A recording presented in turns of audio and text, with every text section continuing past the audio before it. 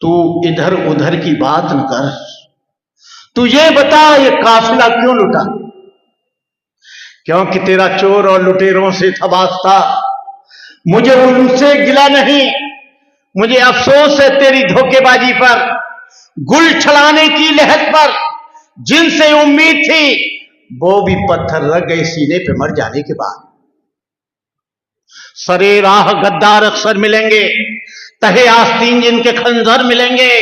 बहुत तुझको ऐसे भी रहबर मिलेंगे जिन्हें सिर्फ है याद रास्ता भुलाना। मुसाफिर कहीं राह मत भूल जाना।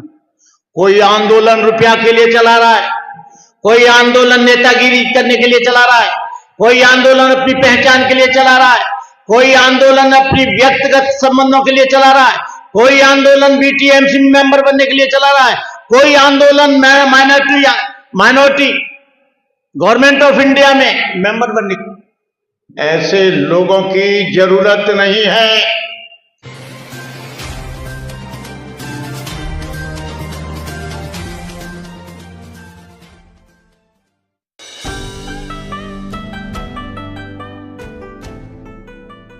आश्चर्य वक्तव्य देने के लिए नहीं आया हूं। मेरे 50 वर्ष के इस जीवन के रूप में 8 अक्टूबर 2024 को पूरे हुए हैं।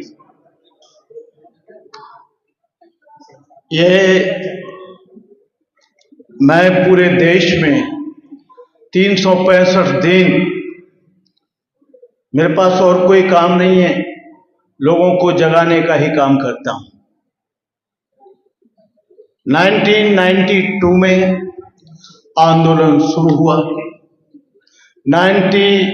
2006 में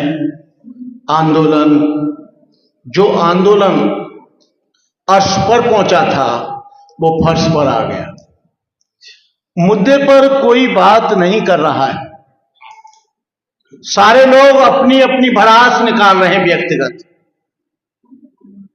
महाबोधि महाविहार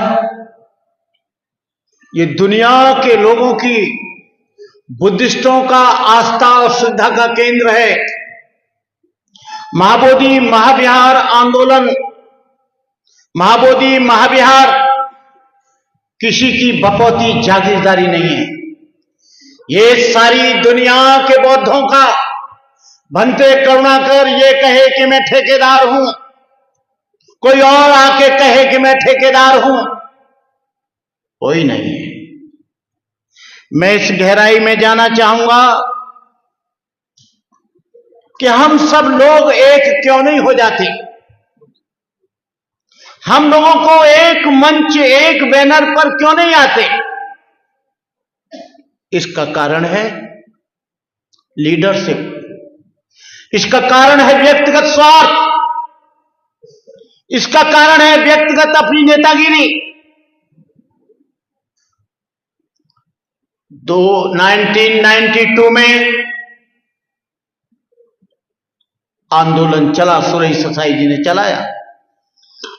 लेकिन इस बार आपको गहराई में जाना पड़ेगा कि 1949 एक्ट क्यों नहीं बदला। अभी तो कुछ भीड़ नहीं है, यहां 2-2, 3-3 लाख भीड़ आई थी।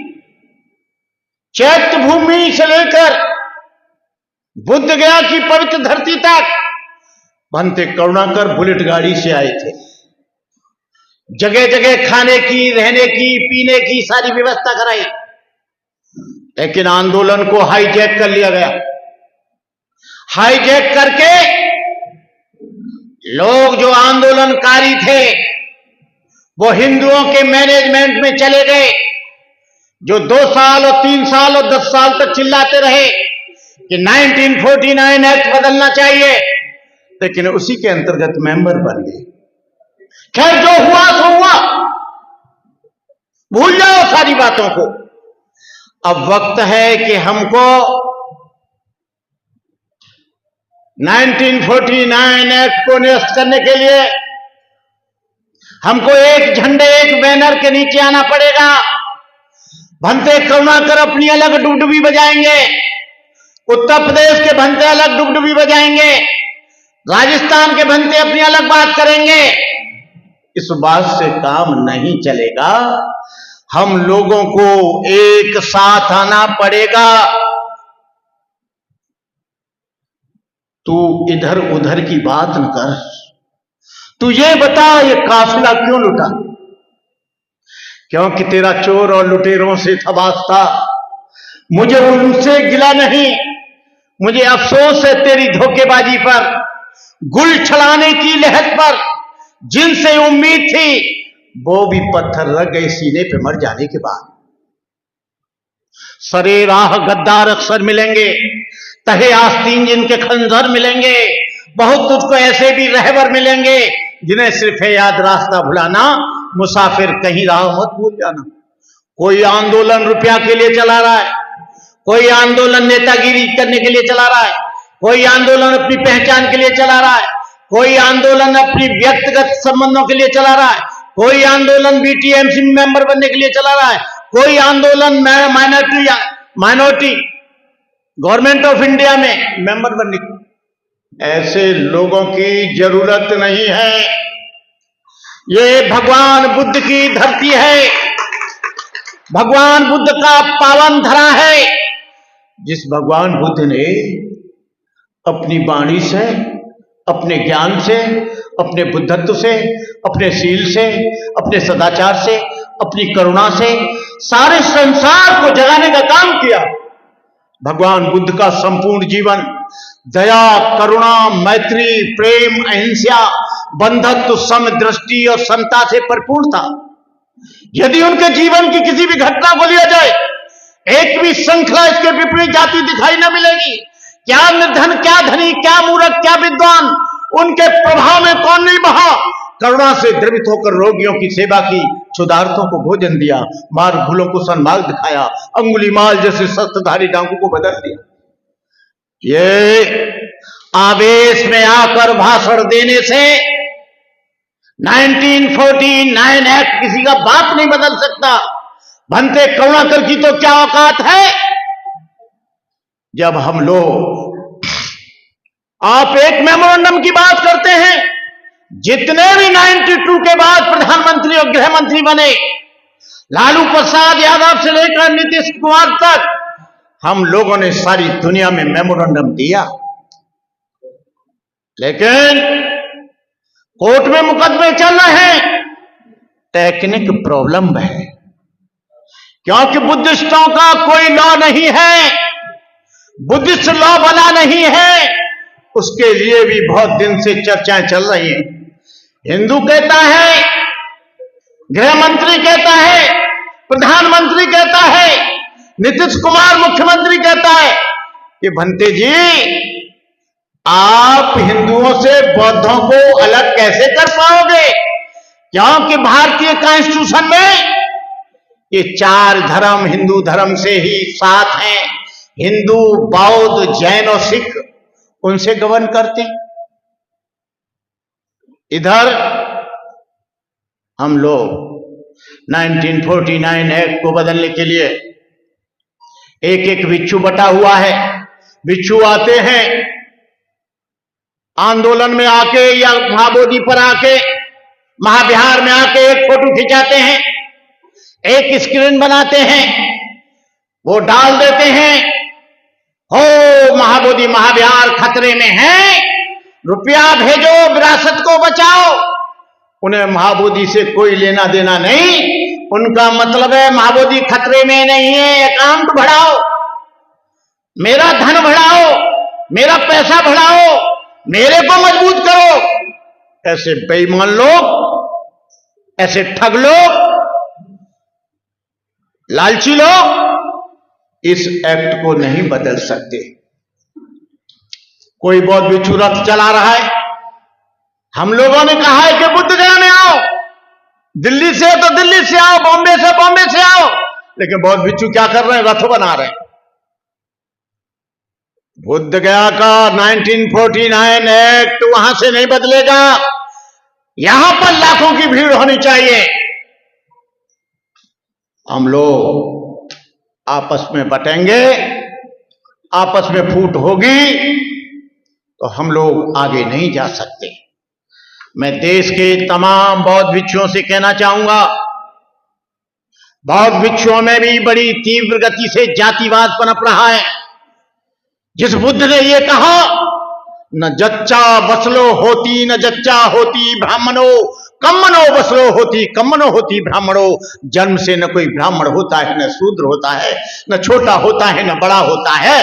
लेकिन आज क्या है, मैं चकमा बौद्ध हूं, मैं बरुआ बौद्ध हूं, तू चमार बौद्ध है, तू धोबी बौद्ध है, तू मौर्य बौद्ध है, तू कुशवाहा बौद्ध है। ये ऐसा चलेगा तो बौद्ध धर्म को स्वीकार करने का कोई मतलब नहीं है। क्योंकि भगवान बुद्ध का जो संघ था एक समुद्र की तरह था। उसमें राजा महाराजाओं के सपुत्र थे, राजकुमार युवराज थे, रईस थे, क्षत्रियों सरदार थे, ब्राह्मण थे, चांडाल थे, शूद्र एवं वैश्य थे, अंगुलीमाल जैसे लोग थे जो डांके डालता, नृपादी लोगों का खून करता। अम्बपाल का सी नगर बधू थी जिसके एक एक कदम पर राजा रामी लोग लाखों रुपया न्यौछावर कर देते।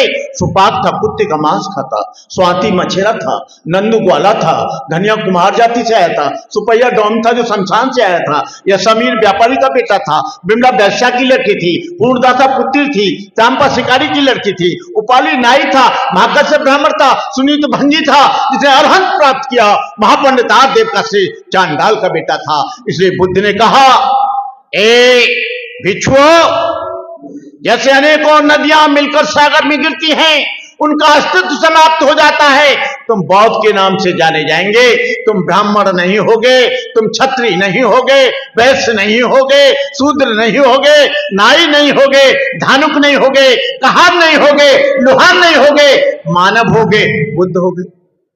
धीरेन्द्र शास्त्री जी बोलते हैं, हम हिंदू राष्ट्र बनाएंगे। अरे भाई, कैसे हिंदू राष्ट्र बनाएंगे?